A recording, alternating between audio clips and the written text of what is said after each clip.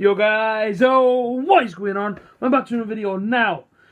It's called Borough's month of August is basically the one that we're going to do, and that's pretty much, well, should I say it's pretty simple to figure out what this video is all about. It's called the Borough's month of August, and basically talking about everything that happened results wise and everything else. And then what I'm going to do is I'm going to predict how many points we get for our next sort of how many games there is obviously in the following month as well. And just talk about everything really, you know, inside the month of September, being the current month that we're in. You know, we've got a couple of games coming up, or should I say, how many's there? What, 6? No, sorry, 5, including one cup game away at Preston. That's obviously at the end of the month. I will talk about them ones, obviously, after I spoke about the month of August now. In the month of August, we actually are unbeaten. We haven't conceded since opening day at Millwall, where we drew 2-2, and to come out with anything from that game, I don't know how we did it, but I guess one main factor, or should I say a couple of main factors, was the Borough, or should I say the Borough players dug in well. Kept battling towards the end, or should I say all the way to the end of the game. You know, our heads didn't drop. Towards after we made the change, after the 3 changes came on that game, you sort of seen a little bit of a change, a little bit of a spark, a little bit more positivity. Just from obviously the youngsters that came on. The main one being Tavernier wing. As soon as them 2 lads came on, for me, it just changed everything at Millwall, especially when all the youngsters came on the pitch. And obviously Tavernier went down left-hand side, worked himself into the box, passed it along, and that's why Brayford got it back to 2-1. And that was on the 86th minute. Now, realistically, on the 86th minute, before Brayford puts it in the back of the net, I don't think anybody was expecting us to get a result. I don't think anybody was expecting us to get a draw, should I say. Half-time, being at Millwall, 2-0 down, I remember just looking up at the skies, just thinking, this is the same crack as what happened last season in December. Obviously, Borough went there and got beat 2-1. I remember just looking up at the skies, sitting back in my seat and just thinking, this is just happening again. After the pre-season we had, which I wouldn't say was absolutely outstanding, because it wasn't, going into that Millwall game, when I was sat there, that's what I thought about. I thought about the pre-season results, I thought about Accrington and Stanley, that was the main one that hit me, Rochdale. And I was thinking to myself, please, Borough, don't just, turn up and then, turn up at Millwall and then just throw it away opening day. And when we came back into it, it was unbelievable. And after the game, I said in my interview, about how proud I was of the players because, again, of course everyone believes in the team and whatnot, but realistically, I don't think anybody expected us to maybe even try and get a result from that game. So to have got a result from that game was unbelievable. That was, well, should I say, well, I say it's a result. I know it wasn't a win, but still a result in a positive way of a draw. And you felt like after that game, it was going to be a tough season. I had to really dig in well. But listen, man, credit to Millwall on that day. I thought their fans were unbelievable. Made plenty of noise. In Millwall, you always get a decent atmosphere from that place because, like I said, man, their fans are so passionate on their team. Yeah, it's so great to see. And it's always a bit of banter as well, especially with the away fans. I know obviously the Borough lot were giving them it, and obviously Millwall fans are giving us back. And overall, it's fantastic, atmosphere-wise. And then obviously the game towards the last 10 minutes for us, when Borough brought it back. Again, I still to this day, I still sit here whenever someone mentions Millwall away, and I think to myself, I don't know how we did it.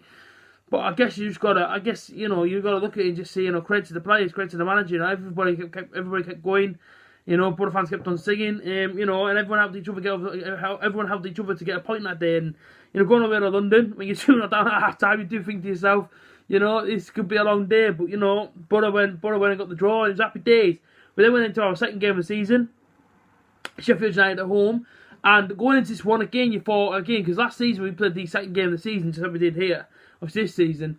Now last season when we played Sheffield United, I thought they did very, very well against us. I thought they were lucky to not get a point from the game. Rudiger Stead scored the goal, and obviously that's what made it the 1-0 win last year against them. And when we went into the season, I was genuinely thinking to myself, this is going to be tough because, Chris Wilder had these set up very, very well. It's not going to be an easy game. But it was a complete opposite. Within 30 minutes, Borough were 3-0 up. And we were in total control. The game had been won by that point. And again, you just think to yourself when you stood there, obviously inside the stands, thinking, this isn't normal. I was thinking, this isn't normal. For you look at some of Sheffield United's results after that one. I mean, look at the Aston Villa one, 4-1, absolutely smashed Aston Villa 4-1. But they play against Middlesbrough, and the game's gone by 30 minutes in, and you think, again, how have we done it? But you look at it now. Obviously, you look at it now going to September. You think we have that philosophy. Purely to put the philosophy out to the players. And every single player wants to fight, every single player wants to play for that, and that's the badge. And that's all we ask for in every single game. Win, lose or draw, if you give 100%, win, if you listen, if Boro win and give 100%, it's unbelievable. But if you lose and give 100%, fans then can't be angry, in my opinion. And it feels like we're going to every single game now believing in ourselves, you know what I mean? Believing that we can get something from every single game. And that's what's great to see in this club at the minute, It's really taken onto the players, onto the staff, onto the manager, onto the fans. Everyone's starting to think, you know what, something magical could be happening here. And that's how I'm feeling as well about this whole, obviously, just in terms of the season. But against Sheffield United, listen, 3-0 up within 30 minutes. And that was it, Boro bossed the game. No disrespect to anyone that I thought about actually inside this video, but, no disrespect to Sheffield United, but I thought Boro bossed the game after that, 3-0 up. We came out second half, yeah, Boro sat back, but, Boro didn't have to push for any more. It was 3-0, game was done. And again, it was like with days then went into Birmingham at home. Gary Monk returned back to the Riverside, and I think that was one where everyone, compared to the Sheffield United one before the game, where everyone thought Birmingham at home, yeah, Boro should beat these of these. It was a complete opposite again. It was very, very tight, very tight game. Asombalonga scored the goal, took it down his left peg, put it onto his right peg, and boom, put it straight into the opposite bottom corner, where Bossy was. And it was a great finish from him. And again, Boro won the game 1-0. That one wasn't as easy as maybe the Sheffield United one was. Birmingham brought a game plan, tried to execute it, couldn't do it.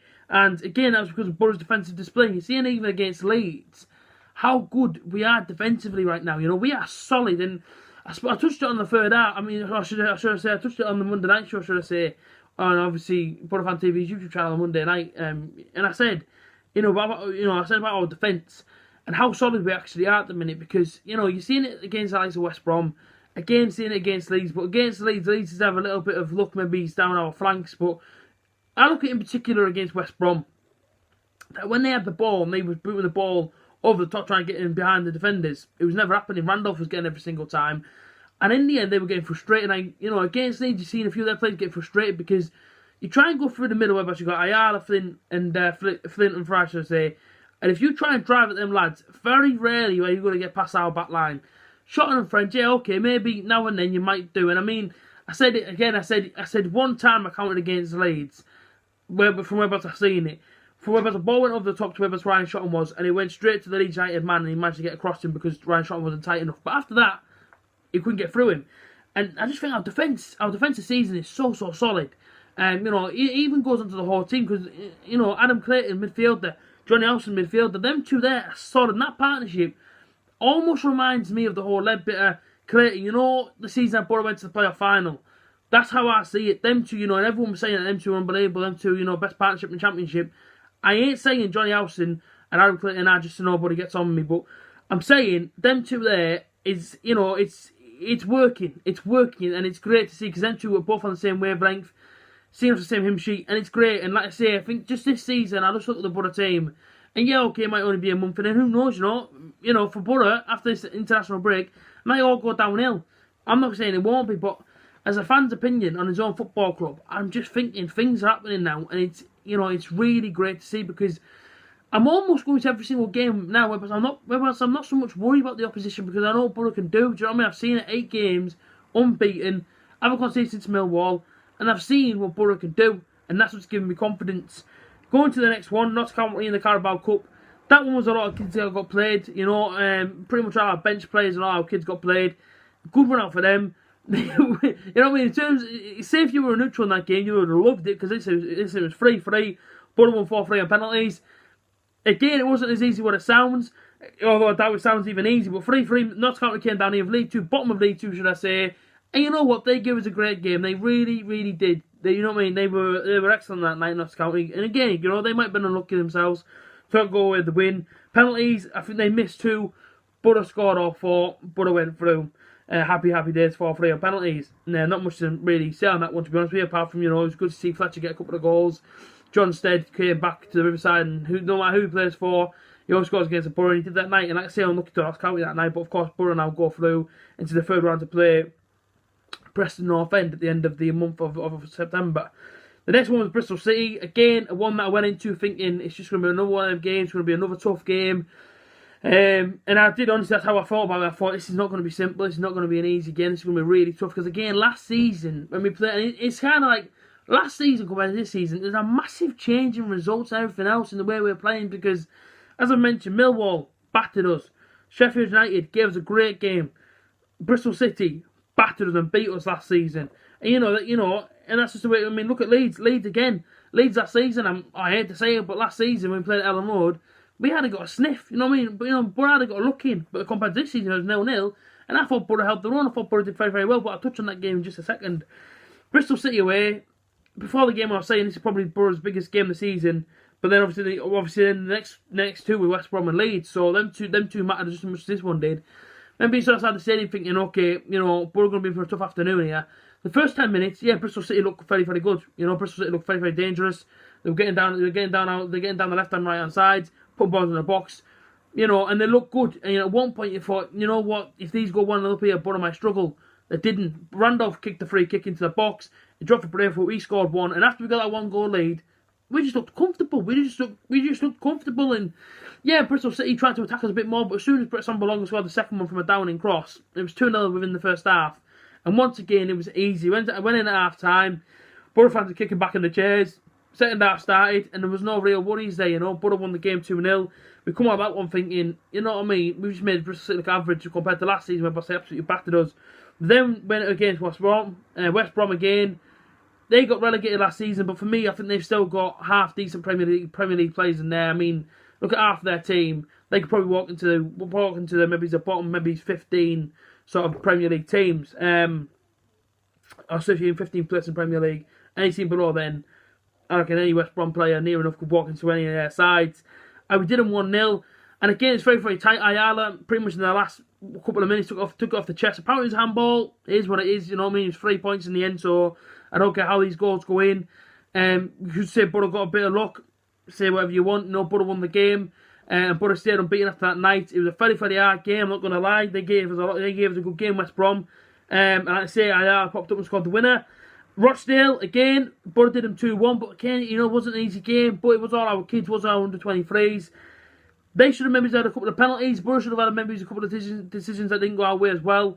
But Borough rode the luck, and Borough won the game 2-1. Some excellent defending in the first half. Second half was a little bit dodgy, but like I say, man, Borough held their own, won the game 2-1. The next one was probably our toughest test of the season, and it was no doubt it was going to be Leeds United away. It was first v second. It was going to be a tough game. This one was never going to be easy. It ended 0-0. Bit surprised at the fact that Leeds have Leeds have been scoring goals this season, home and away. The play does, and do you know what it is as well? I'm not even just saying this. I did speak to a couple of Leeds fans afterwards, and they said that they weren't very good that night. They said that they were dreadful. Apparently they're missing Pablo Hernandez, and I even said that afterwards. I said, you know what, Hernandez looks like your sort of creative spark. And that night he didn't. Obviously that night he didn't play, but it did look like Leeds were missing him a lot. And I thought maybe his brother could have gone on to nick it. It's not me being biased, it's me being completely honest. Don't get me wrong. Obviously, Leeds did have a chance in the first half. It was Cooper with the header, but again, I might be wrong with that one. Listen, I thought both teams were good, but I thought Borough maybe just going to nick it, but that's my own personal opinion. And that was a month of August. 8 games, unbeaten, that's including the Cup as well. And like I say, it was very, very good. Very, very good the month of August, and we hope now we can continue. I've gone for the next, obviously in September we play like some Norwich away, Bolton at home, Swansea at home, we play Preston in the Cup and Hull away. I've kind of gone on this, so I've said against Norwich, realistically I think Borough could win it. Bolton at home, Borough could win it. Swansea at home, I'll take a draw. Preston, the third round of the Cup, win or lose. If Borough win it, then fantastic. If we lose it, then Borough can concentrate on the leagues. Whatever happens, ideally and realistically, you know what I mean, you do want to see your team win that game, but this is a cup game, anything can happen. And against Hull, again, I think Borough should win it. Given the momentum and given the form that we're on, realistically, Borough should have a lot of confidence going to these games. So I've gone for 10 points out of them 4 games. And for me, I think if we can get them, then fantastic. And also the goal scorers with Martin Braithwaite at 3 goals. But that's been the month of August, unbeaten. Of course, it's international break right now, which I do hate because it goes for any team that's doing well in any sort of league. It does kill your momentum a little bit, I always feel. But like I say, we're going to Norwich next Saturday. Can Borough get the result? We do hope so. And like I say, man, the month of August, we're unbeaten. I'm conceded since Millwall. Life as a Borough fan right now, can't be too bad. I'll see you guys again soon. Up the Borough.